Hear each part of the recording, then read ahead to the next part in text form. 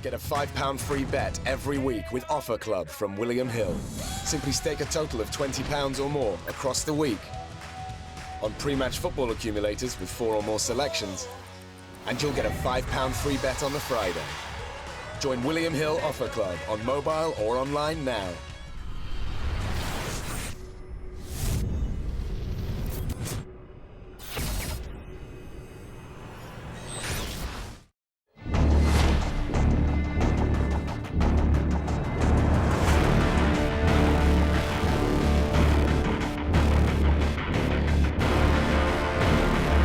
This is KUGAN CASSIUS Rifle TV in association with Macklin's in Marbella. We're in London here. I won't tell you where we are.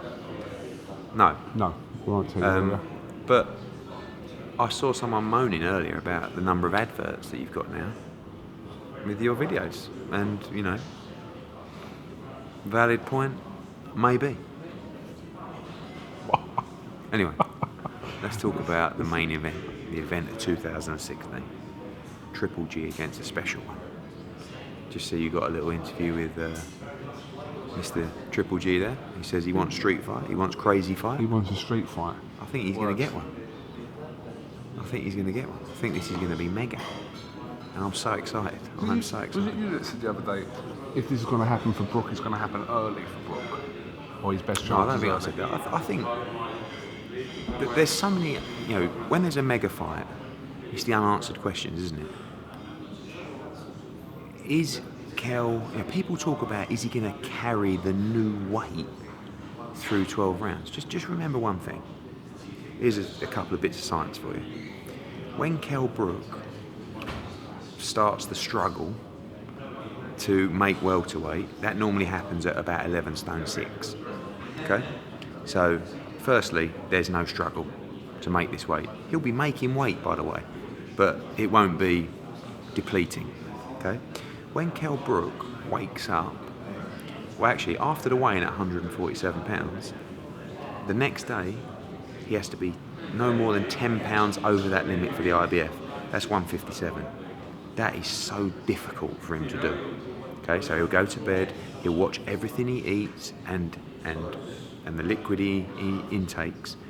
He'll wake up in the morning, pre-breakfast, pre-anything, weigh in, and that is so difficult to be within that 10. Then he'll refuel again, then he'll have his breakfast, etc, etc. So he weighs in at 157 on the check weight, and then he'll put on another 10 pounds, and he will be 167 pounds in the ring. Okay? On Friday, he will weigh in at 160 pounds. He will wake up in the morning, probably 164, 165, maybe even 166, and he will go in the ring at about 167, 168 pounds. Exactly the same that he would go in a ring as a welterweight. The only thing we are missing out on is the depletion. Okay? So he will be probably 3 or 4 pounds lighter than Gennady Golovkin in the ring. Do not worry about size, do not worry about weight. You have to worry about power, of course. Worry about skill. This is a level playing field. If he loses this fight, Kell Brook, it's not because he was just too small in the fight. It was because he wasn't good enough. But Kell Brook, for a long time, I've always felt that Kell Brook is unbeatable. Now, I didn't expect him to fight Gennady Golovkin, but I cannot tell you how confident he is in this fight. As confident as you? I believe Kell Brook is, pound for pound, one of the best fighters in the world. I 100% believe that he can beat Gennady Golovkin. It is a monster task. There are things that have got to happen in a fight. Kell has got to be absolutely outstanding. But he can be outstanding. You're not talking about an average fighter who hasn't got the ability to do something special. You're talking about someone that can do that. So, but he has to do it on the night. Now, how is Gennady going to embrace the O2? He may love it. It may take him to another level. He might crumble a little bit. He might walk out and, you know, everything and the bell goes, and it might take him 2 or 3 rounds to adapt, and by then it might be too late. But these are the unanswered questions. But I can tell you something now. I'm watching the footage of Gennady Golovkin. I'm watching the footage of Kell Brook, and my heart is beating out of my chest. You know, my hairs on my arms are standing up. I'm nervous as hell. But I've been looking for something. Eddie, did you tell KUGAN how big of an event this is going to be on Saturday night? It don't get any bigger than this, Tom. You know, wait till you see the O2. Sold I was out. there. How many minutes did it sell out? Just about 9 minutes. 9 minutes. Okay. I was there. That time changes all the time. I'll tell you something now. 11. I've got a lot of respect for Tom because when I went to the Lemieux fight against Gennady at the Madison Square sold Gardens, out Madison Square Garden. sold out. I said to Tom. Tom said I'll give you 2 tickets.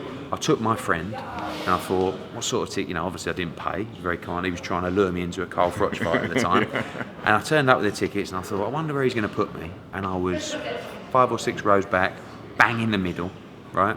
And I looked round, someone said to me, Eddie! I thought, who's that miles back there? Must be a fan. And it was Lennox Lewis. And he was about 10 rows behind me. But the highlight of the night, other than the fight, of course, and other than Chocolito and Luis Ortiz, it was a great card, was that there was a big screen right in front of me. And then all of a sudden, the camera, you know, there was Michael J. Fox, you know, a string of celebrities. Donald Trump was there. Donald Trump coming on them. And all of a sudden, I'm sitting here like this, and there's a camera that's come right round to me, like 10 feet away, and he's going, and I've said to my mate, they're going to put me on the big screen. I can't believe this. I mean, I've had a couple of hellos from fans, but I didn't realise I was that big in New York. Anyway, come on the screen, and it's me. And I'm going like that, and then all of a sudden I've realised that Sergei Kovalev is over my shoulder. Oh, cool. It was actually for him. So I sort of, yeah, okay. No, but I can't wait, you know. And So you were in front of Lennox because Lennox couldn't put this fight together. I know. So I'm excited, and I think it's a real fight. And I think, you know, Kel's boxed at the O2 before. I was just saying, you know, so many things can happen in this fight. When Gennady walks out, yeah, he embraces the occasion. It's also an atmosphere that he probably never felt before. The Madison Square Gardens was an unbelievable atmosphere, but it was very, you know, pro Gennady, and sort of it was a happy place. This is more Brit's heart on the chest stuff. Be So 2 undefeated champions getting in the ring. It's going to be a tremendous. And I think, you know, he said to KUGAN that he wants crazy fight. Abel won't like that, you know. He wants a street fight. Yeah. Actually, I was watching Abel the Rubio fight last night, and you were in the corner, and you were saying to him, listen, a couple of rounds, take your time, blah blah blah. And then the bell went for the second round. He come out, crash, you know. So let's see some rounds, Abel. No rush in this fight, all right? So no, I'm looking forward to it. And Kel, you know, I was just saying, when Kel makes 147, to make the 157 the next day is even brutal for him. So once he's made the 157 and had his breakfast, he'll be 163, 64. He goes in the ring at 168. So here, he'll weigh 160. He'll be 130, 164 for the reweigh. He'll be 168 in the ring. The only thing we're missing out on is the depletion to make 147. All the other weights are the same. He's looking almost as big as Carl Froch right now. No, he's not as big and strong as Carl Froch. Don't worry. Almost. Carl Froch. I text Carl Froch the other day. Yeah. He loves his boxing. He's, you know, and he says, I can't wait for this fight. He's going to be there Saturday night, right? Commentating, yeah. So he's like, you know, he says, I'm so excited about this fight. I said, I've got to tell you, I'm nervous, you know, because I know Kel very well. This is a huge fight for us, a dangerous fight. And he said, listen, his exact words were, he said, don't worry about this. He went, Kel can fucking fight. Yeah. Because he's been a Kel Brook fan for a long time. Yeah. So, but I think you take size away. This isn't about who's bigger, who's smaller. This is about who's got the most skill and who's better. And whoever wins, whoever loses, is because the other person was better, not because they were bigger. You know, that's like, you know, the stuff with the WBA and stuff like that. I mean, you know, you got Adrian Broner moves up 2 weight divisions to fight Paulie Malignaggi. And he's not nowhere near where Kel Brook is. No, of course not. And you know, at the moment, Kel is at a session. I've never seen him so full of energy. You know, he's normally 2 weeks out. He might spar 4 rounds because that's all he could do. Because he's not eating anything. He's not. You know, now he's able to do the training. Abel, I hope I am. Abel, I start saying running down your trousers. I'll let you get back. I know your interviews with KUGAN are long, so I'll let you keep going. See you in a bit. Yeah. All right, cheers, Abel. Well, I think that worked. What do you reckon? You know, I've got to say, it's so nice to work with a team of people where making fights and doing business, it doesn't have to be difficult. Do you know what I mean? But you predicted a smooth running. No, but it doesn't have to be difficult. If you know, at the end of the day, you do your job. You know, you promote the fight. You all get paid. You all make a load of money. Let's bring it back to the sport. You know, like And I know that we're in a business dominated by money. And listen, as the viewers know, I talk about money all the time. Probably because I get it in the ear from fighters and managers and advisors all the time. I want this, I want that, I want this. But now is the time to start, for fighters to start saying, let's take the fights, let's roll the dice. And when you do, I'm going to bring you a big pot of money as well. But I'm sick and tired of, being involved with fights where fighters are getting overpaid for no risk. And I'm sorry to fighters to say that, and I know that for a fighter that sounds really nice. Low risk, loads of money. But that's no good for the fans, no good for the broadcaster, and I end up getting in the neck. If you're good enough, let's see it. I'll be like Santa Claus. I'll come with all the sacks full of money if you're good enough. And if you want to take the steps up in the real fights. What are you laughing at? You're David Brent. No, but you see, when you deal with these guys, it's so easy because they just want to fight. They want to make loads of money. Everything's smooth. There's trust. It's like a relationship. I mean, can you imagine if this was Eubank against Triple G? Now, we'd be at the weigh-in on Friday. He wouldn't even turn up. He'd be like 2:15. What's going on? You don't need that. Boxing's tough enough sport, even out of the ring, to worry about, So Brook was £5 heavier the last check weight, which was £167. Yeah, £5. Yeah, just under £5. Yeah. Okay. But Gennady weighed 162. Gennadi's obviously weighed himself after a session, because I can't believe he's only 162. So he's probably had his session, went out for his lunch, probably then he's 165, 166. But they're very similar weights. You look at Gennadi's the bigger guy. He's got a warrior frame, and Kell Brook's got legs twice the size of him. So, but again, this isn't about the weight. This is just about who's better. And, I can't wait for the O2 on Saturday. This is going to be one of the special nights. How many pay-per-view buys do you predict? Haven't got a clue. How many do you predict? This is the biggest pre-sales on pay-per-view, and it's a small sample number because most are done on the night, of any pay-per-view since Froch Groves. Actually, not including Mayweather-Pacquiao. I think it'll clear 500,000. Do you? Well, possibly. Will you guarantee that for me?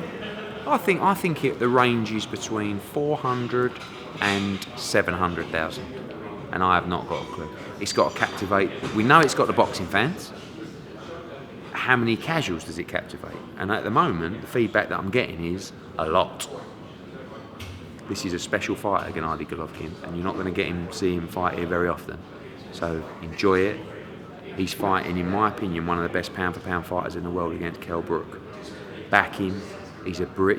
People. Do you know what really pisses me off? Now we're on to the subject. Is you don't have to think Kell Brook's going to win, but some of the tweets that I've seen sent to him are disgusting.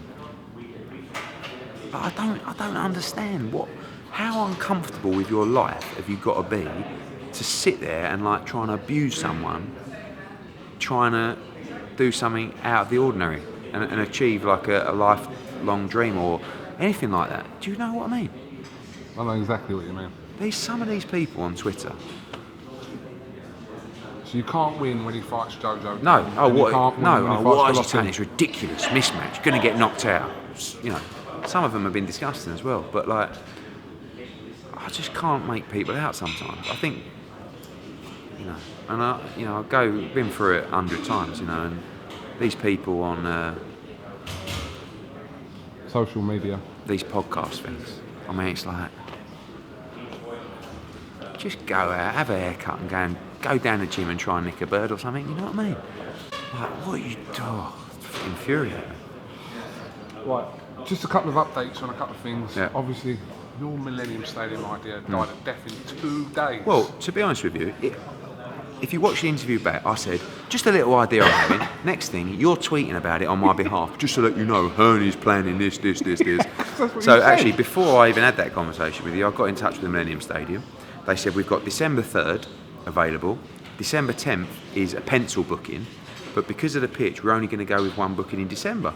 I said, okay, we want to go on the 3rd. They said, okay, we'll have a look at the 10th and see if they want to confirm. 10th come back, confirmed. So your 3rd is out the window. So we're November 26th in Manchester. Same idea applies. Joshua against perhaps Pulev, Price Parker, Chisora White. Still want to do. Well, you still want to do your heavyweight extravaganza? I've got it. The night of the Giants. I've already got it planned. I haven't even made one of those 3 fights yet, but the poster is already being worked on. Are you being serious? Yeah. The night of the Giants. Yeah, but you were aiming for like a high capacity thing, obviously with the Millennium, and now you're going to 21,000. Yeah. Yeah, but it's going to be $5,000 a ticket. That was a joke, by the way. No, but you know, like I said, the Millennium Stadium might cost you $600,000 all in, right? And the Manchester might cost you $80,000. So there's a significant saving. And obviously, with the Millennium Stadium, you're talking about 60,000. There's going to be a lot more cheap seats than there would be for an arena. So actually, the net income at the end of it all isn't that different. So I still want to do the night of the Giants. What's going Love on? that shizzle. What's going on with Dillian White? He's just Dillian White is like. Just tweeted out a video saying that. No, but but I'm not going to tell him anything anymore. So he's like, "What about Tarver?" I said, "I offered Tarver to fight. He was okay with the money, but he says it's a bit early." What? Fucking! I'm gonna do a video on Instagram. It's like, oh no. And then you've got like Ian Lewison now, which is this new thing you're working on, Lewison. So we could make that fight. He's coming off a big win in China. We could make that fight for October 7th. He wants crazy money. So he's like, I'm ready. And then, you know, he wants, I don't know, 80% too much money. So hopefully it'll all work itself out. What, for Lewison and White? Chisel, yeah, you like that fight? Yeah. For October 7th? Yeah, in Glasgow. Yeah, oh, definitely. Yeah. We're just trying to play at the moment because October the 22nd was going to be Birmingham. Well, still might be Birmingham. But Arroyo lost against Ancarjas for the world flyweight title, Superfly. And we had Arroyo locked in to fight Yafai on October 22nd. So he lost, so I'll probably look at Conception now for Yafai as a new WBA champion, just beat Kono. Maybe move that to the Joshua card, and maybe go with Eggington against Gavin in Birmingham with others. On what date, the 22nd? 22nd, yeah. I don't know. So that date's a little bit up in the air right now. So Joshua's most likely opponent is it a running between a couple, or is it Stivern, he's still in the mix. Pulev, I like the Pulev fight. It could still be Parker. You know, if we don't... You can't do Land of the Giants then, can you? No, Night of the Giants. What's the matter with you? Night of the Giants. Night of the Giants. Night of the Giants. I can't understand why Joseph Parker would want to risk his mandatory against David Price. Because he wants to prepare himself for Anthony Joshua. That's why. Well, I think he's right. And listen, it's going to give him a huge benefit coming over here and experiencing the trip. But it's also going to give me the chance to make Parker, Josh, the fight that it could be. And listen, if Price chins Parker and knocks him out, Price against AJ is mega in March. Either way, it's win-win. I'm not really like this, by the way. Will November 26th be your last show? No. I like this. What, of the year? Yeah. No. So you go in December? Well, brilliant maths, Kugan, because the Saturday after is December, so... Sorry, yeah. Unless we go Monday, Tuesday or Wednesday after that. What, in London? I don't know. But it won't be your last show? No. There will be one in December? Correct. Alright, that's cool. Is that right? That's right. But, Night of the Giants. Roll with it. Okay, thanks, mate. Roll with it. I am rolling with it. Yeah, but last time we interviewed you... But I said, it's just an idea. Oh, I've got a bit of twinge in my back. Because Golovkin just walked past it a few minutes ago. I had a run this morning. I can't lose any weight. I'm in the gym. I had a run this morning. I was on the treadmill. I was on the cross trainer. I'd done a spinning class on Sunday. I had a road run on Saturday. Do you know what? Granted, I had a few cakes yesterday. Beard grow a little bit. What, you think the beard hides it? I've got the GQ awards tomorrow night. And cut your hair. A bit more of a crafty Round the cane. side. Oh, right, yeah. I've got the GQ awards tomorrow night with Josh. Yeah. You're telling us that because... Why do we need to know that? Is Frank going with you? No, he didn't make the cut. So funny. So funny. So Josh has got like 4 seats for the GQ Awards, right? And he's like, by the way, I only just made the cut. So I think it's me, Freddie, who works AJ Boxing, and Josh's uncle. And Frank didn't make the cut, but Frank got a ticket for the after party, which is like for the people that don't get the invite to the awards. So he's going to wear his Louboutins, right? Come in. He said to me, no, what you've got to do is you've got to wear your tux with your trainers to the after party, because apparently that's really cool. It's what the kids do. Is that true? Don't know, I've never This been is to an a after great party.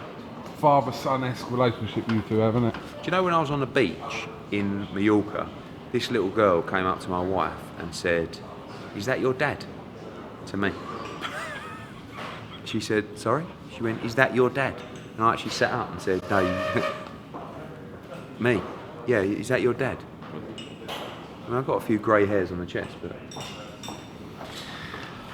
32,000 views. I can't believe it. It just shows where IFL has become. Do you know what the best thing was these boys reading the YouTube I asked comments. them, I did say to you, do you want me to take it off? And they all agreed I that saw it was hilarious. It was hilarious. We've been reading them out in the office. It's great for the confidence. But fighters don't get 32,000 views unless you're of a certain standard. No, but if you say my name, That's in the basically title. all it was. It was just his name. Yeah. But we Eddie Hearn, blah blah blah. Someone went, oh, it must be an Eddie Hearn video. No, because I put when Eddie Hearn is away. So people Yeah, but knew. they probably thought it's an Eddie Hearn video. When Eddie Hearn is away, but he turns up halfway through. I didn't. Could you deliver them numbers without putting his name That's in the what title? I'm saying. Probably not, no. Oh, No, he's like a media whore, isn't he? sat down there. Oh, it's your P45. Fuck off. All right. Well, listen. Cheers, mate. And What thanks. if it rains tomorrow? You got a contingency It's not raining plan? tomorrow How do you know? because I've sorted it. I've asked for a favour and it's done.